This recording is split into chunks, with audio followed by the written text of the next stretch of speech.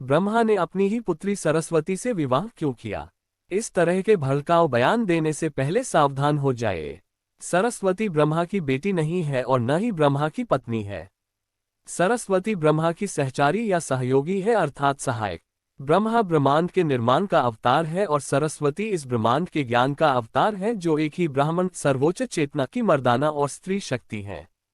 ठीक वैसे ही जैसे विष्णु और लक्ष्मी दुनिया को संरक्षित करने के लिए मर्दाना और स्त्री शक्ति बनाते हैं, इसी तरह ब्रह्मा और सरस्वती सृजन के लिए मर्दाना और स्त्री शक्तियां बनाते हैं, क्योंकि कुछ भी बनाने के लिए ज्ञान की आवश्यकता होती है। आप ज्ञान के बिना एक वेबसाइट नहीं बना सकते, आप ज्ञान के बिना परमाणु बम नहीं बना सकते। उसी तरह ब्रह्मा को सृष्टि का विस्तार करने के लिए सरस्वती की आवश्यकता होती है।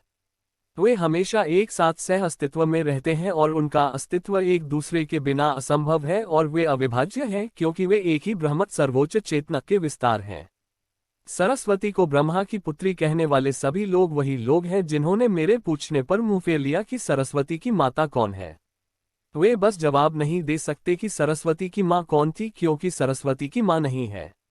ब्रह्मा और सरस्वती को मनुष्यों की तरह भौतिक रूपों की आवश्यकता नहीं है, वे हमेशा आध्यात्मिक रूप से सर्वोच्च चेतना से जुड़े रहते हैं। सरस्वती को ब्रह्मा की पुत्री कहने वाले सभी लोग वही लोग हैं जिन्होंने मेरे पूछने पर मुंह फेर लिया कि सरस्वती की माता कौन है।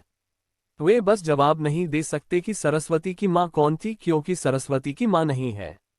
ब्रह्मा और सरस्वती को मनुष्यों की तरह भौतिक रूपों की आवश्यकता नहीं है, वे हमेशा आध्यात्मिक रूप से सर्वोच्च चेतना से जुड़े रहते हैं। सरस्वती को ब्रह्मा की पुत्री कहने वाले सभी लोग वही लोग हैं जिन्होंने मेरे पूछने पर मुंह फेर लिया कि सरस्वती की माता कौन है। वे बस जवाब नहीं दे सकते कि सरस्वती की माँ कौन थी, क्योंकि सरस्वती की माँ नहीं है। ब्रह्मा और सरस्वती को मनुष्यों की तरह भौतिक रूपों की आवश्यकता नहीं है, वे हमेशा आध्यात्मिक रूप से सर्वोच्च चेतना से जुड़े रहते हैं।